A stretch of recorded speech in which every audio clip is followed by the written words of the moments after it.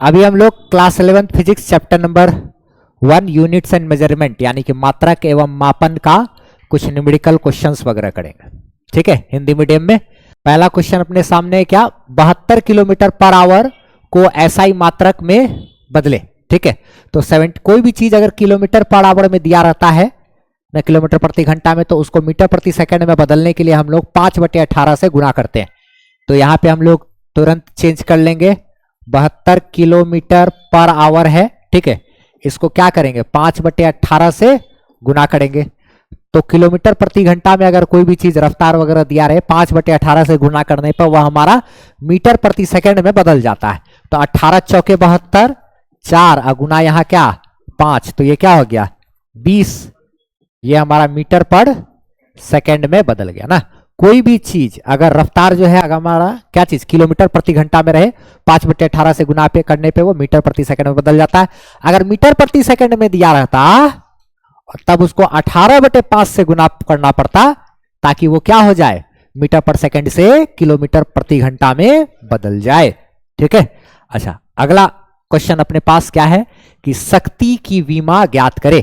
ठीक है, शक्ति जो है उसका विमा बताना है, यानी कि पावर का विमा बताना है। ठीक है, तो शक्ति का फॉर्मूला याद होना चाहिए, 9th क्लास में है ये सब। शक्ति बराबर होता है कार्य भागा समय।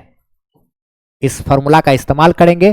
कार्य का फॉर्मूला होता है बल गुना विस्थापन। डायरेक्ट विमा, कार्य का डायरेक्ट विमा अगर किसी को याद है तो वो भी लिख सकते हैं, अगर नहीं तो फॉर्मूला पता होना चाहिए। कार्य बराबर बल गुना विस्थापन होता है और नीचे में ये क्या है हमारा समय। तो बल का तो खैर विमा सबको याद करना है, बल का विमा होता है mL t का पावर -2। तो mL t का पावर -2 ये एकदम याद रखना है क्योंकि 12th में भी ये काम देगा बहुत ज्यादा।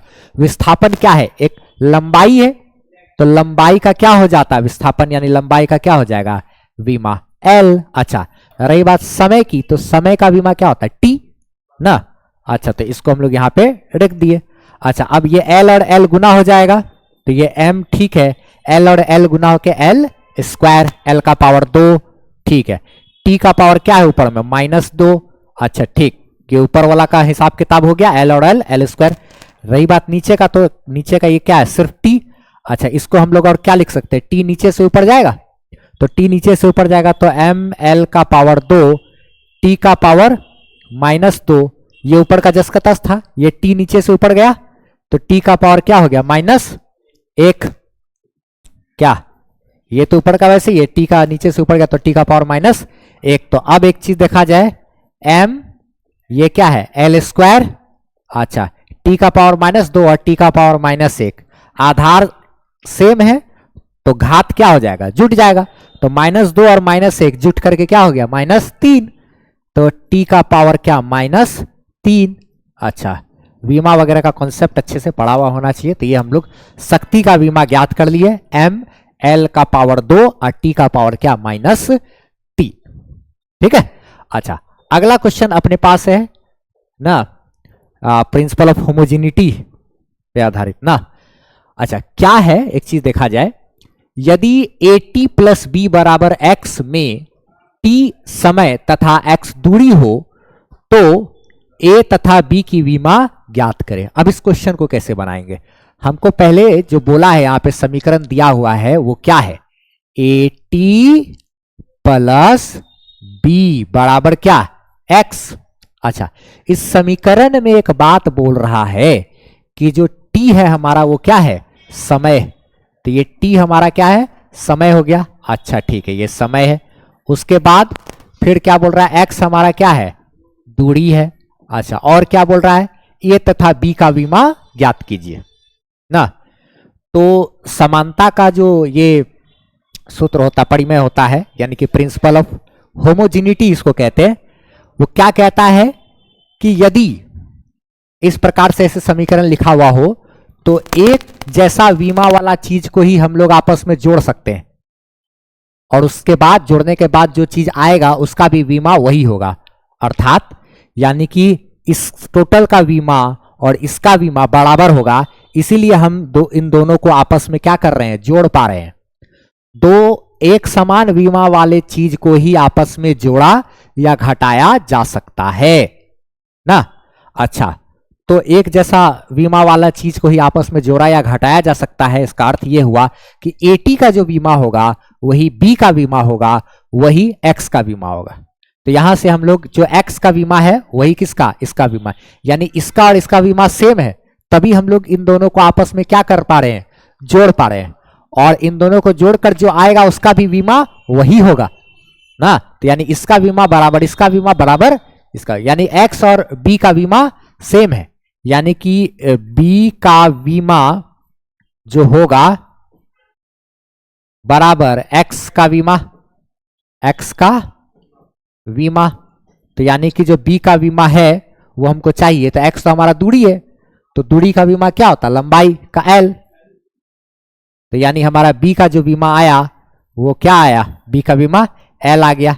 ये हमारा एक आंसर हो गया ना। इसका बीमा और इसका बीमा को बराबर कर दिए। अब एक चीज क्या क्वेश्चन बोल रहा है, इसका बीमा और इसका बीमा बराबर होगा तब ना इन दोनों को आपस में हम लोग जोड़ पा रहे हैं। अच्छा, तो यानी कि AT का बीमा बराबर B का बीमा, क्या बराबर B का बीमा। तो AT, तो A तो हमारा नहीं पता कि क्या है, लेकिन T जो है हमारा वो क्या है, समय।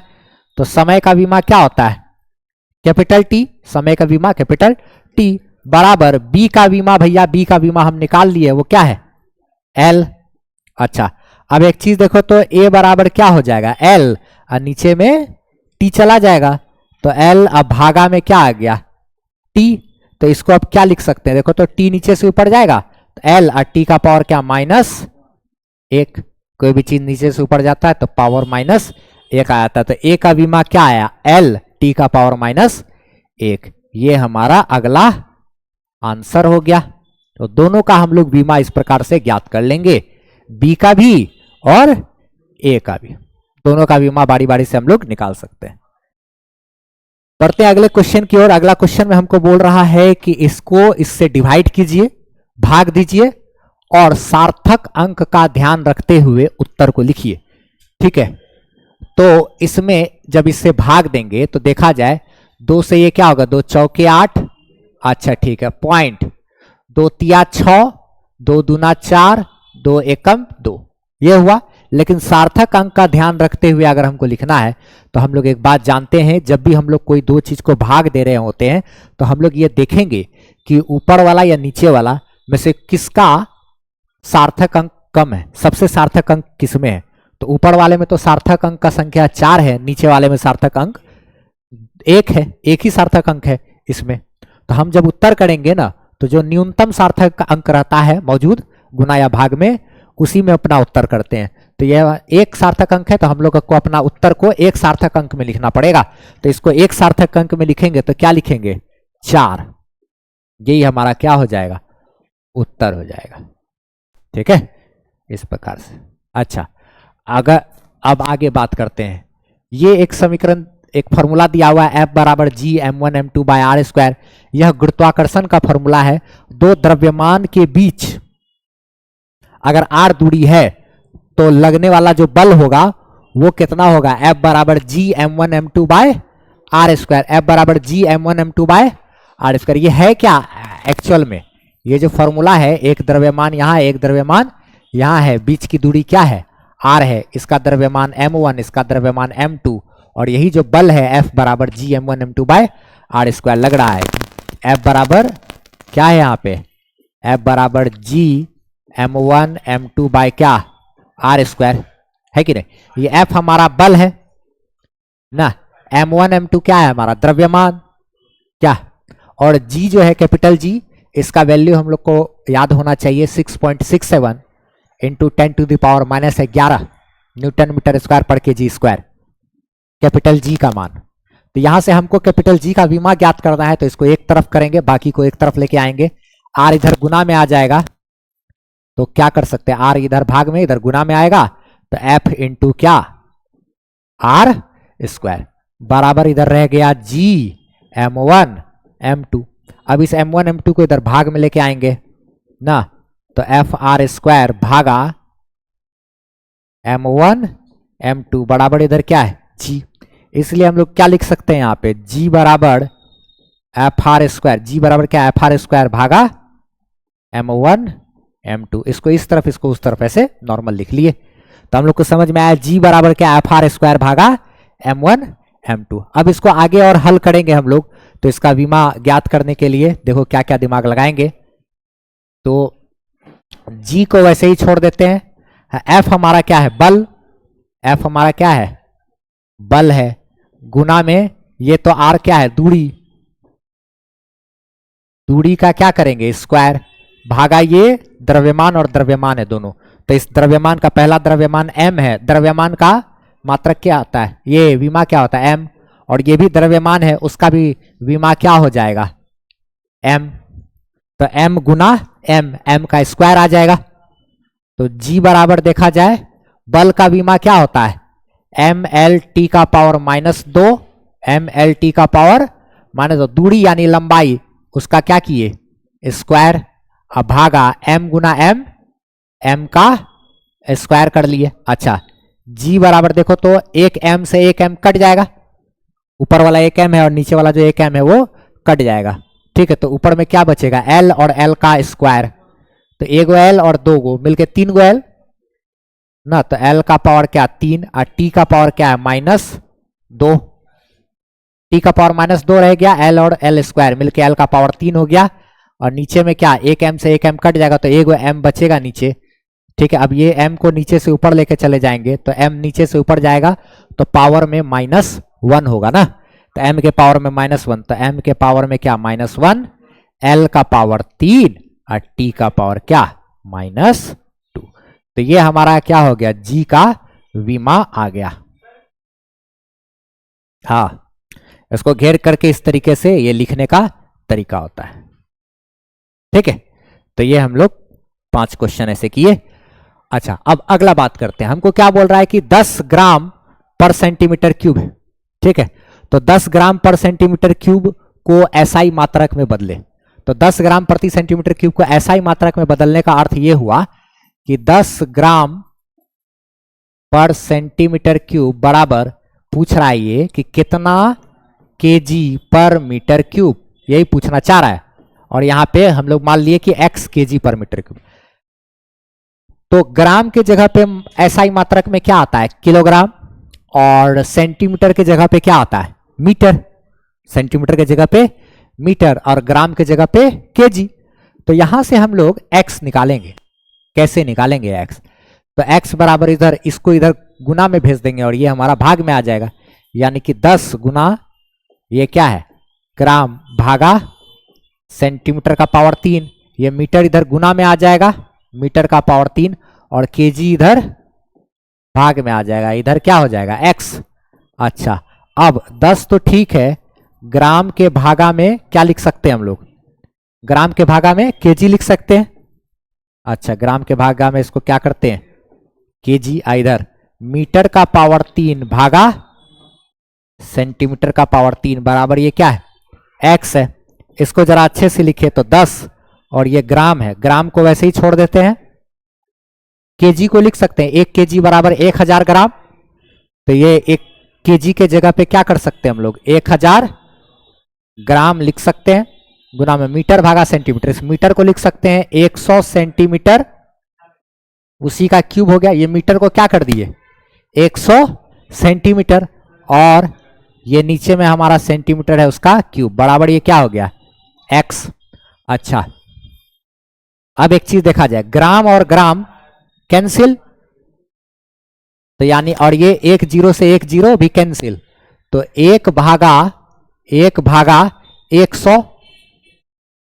अच्छा 1 भागा यहाँ क्या 100 और गुना में यहाँ पे क्या हो जाएगा 100 का पावर 3 और ये सेंटीमीटर का क्यूब ना, तो 100 का पावर 3, 100 पे भी पावर 3 लग जाएगा और सेंटीमीटर पे भी पावर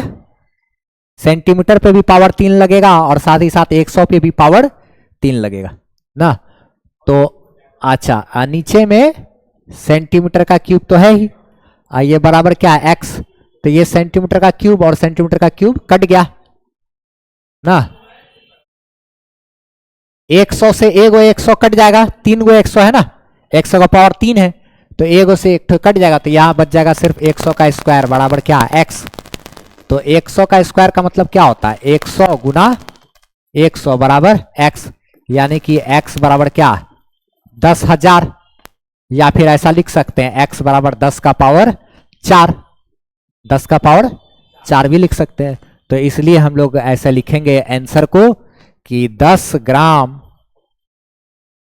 प्रति सेंटीमीटर क्यूब बराबर 10 टू द पावर 4 kg पर मीटर क्यूब। आंसर क्या, ये हमारा उत्तर हो गया। हम लोग क्या किए, इस चीज को एसआई मात्रक में बदले। एसआई मात्रक का ही मतलब होता है कि ग्राम को किलोग्राम बोलते हैं एसआई मात्रक में, और सेंटीमीटर को क्या बोलते हैं, केजी, मीटर बोलते हैं। सेंटीमीटर को मीटर और ग्राम को केजी यानी किलोग्राम बोलते हैं एसआई मात्रक में। क्या, फिर उसके बाद एक समीकरण दिया हुआ है एस बराबर UT plus half A T square. इसमें हमको जांच करना है कि विमा के दृष्टिकोण से यह समीकरण सही है अथवा नहीं। ऐसे तो हम लोग को पता है कि ये हमारा एस बराबर UT plus half A T square एक फॉर्मूला होता है, हम लोग चैप्टर नंबर 2 में पढ़े हुए हैं ना, सरल रेखा में गति जब पढ़ रहे थे तब। तो उस आधार पे ये चीज तो सही है, तो क्योंकि फिर भी इसको जांच करके दिखा देते हैं।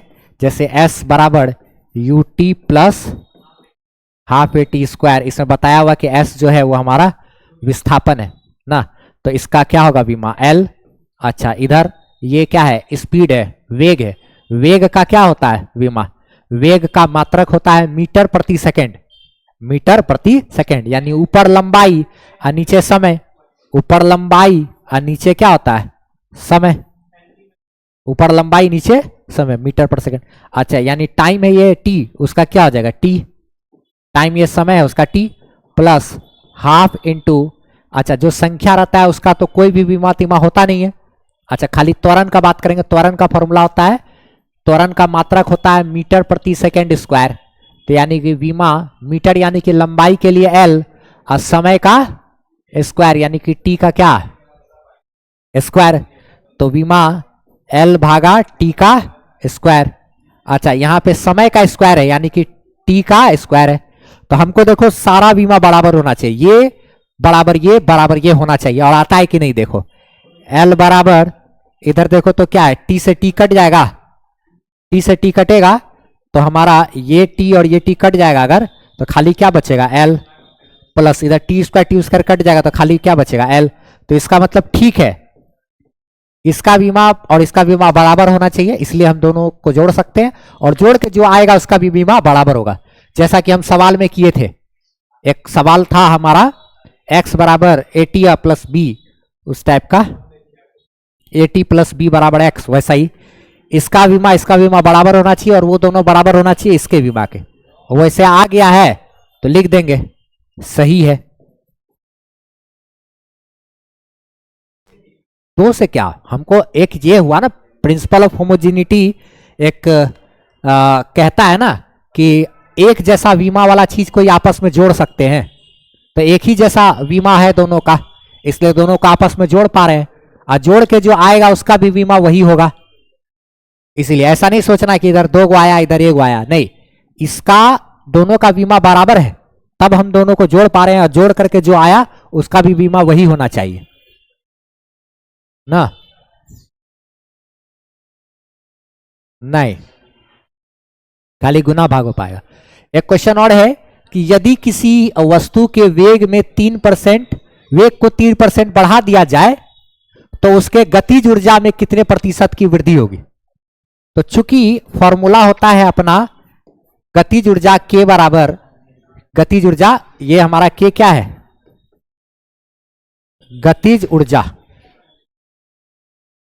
के बराबर होता है हाफ एम बी स्क्वायर। इसे बोला क्या क्या कि इसको हम लोग क्या किए, 3% से बढ़ा दिए, वेग को कितना प्रतिशत बढ़ा दिए 3%, तो गतिज ऊर्जा में कितना प्रतिशत का वृद्धि होगा। ठीक है, तो देखो एक बात का ध्यान रखना, कोई भी चीज का फॉर्मूला में अगर इधर साइड हमारा अगर 3% का, 4% का, 5% का वृद्धि करते हैं तो जितना प्रतिशत इसमें बदलाव करेंगे उसका पावर से गुणा कर देंगे तो उतना प्रतिशत का बदलाव इसमें आएगा। तो इसीलिए ये सब ट्रिक होता है।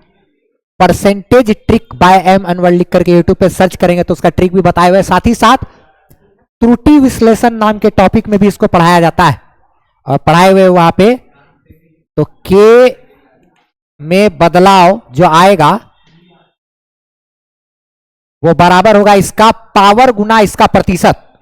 इसका पावर कितना है 2 गुना इसमें कितना प्रतिशत का वृद्धि की है 3 बराबर 6%। उत्तर।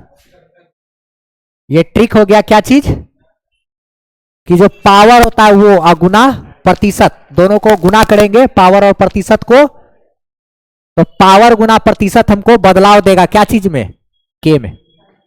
ठीक है, पावर को प्रतिशत से गुना। इस पे आधारित एक सवाल और देख लिया जाए 9 नंबर में। जैसे y बराबर इतना दिया हुआ है, ठीक है, और बोला गया क्या है कि यदि a में 2% और b में भी 2% और c में 3% और d में 4% यानी d में 1% का त्रुटि हो तो y में कितना प्रतिशत का त्रुटि आएगा।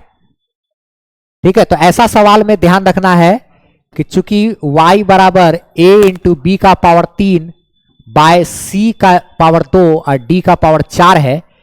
a में कितना प्रतिशत है भाई 2%, b में कितना प्रतिशत है तो 2%, फिर c में कितना प्रतिशत है तो 3% और d में कितना प्रतिशत है 1% का त्रुटि है। तो इन सब से जो ये y बना है उसमें y में कितना प्रतिशत का त्रुटि होगा तो y में त्रुटि प्रतिशत बराबर सबका पावर गुना प्रतिशत करना है।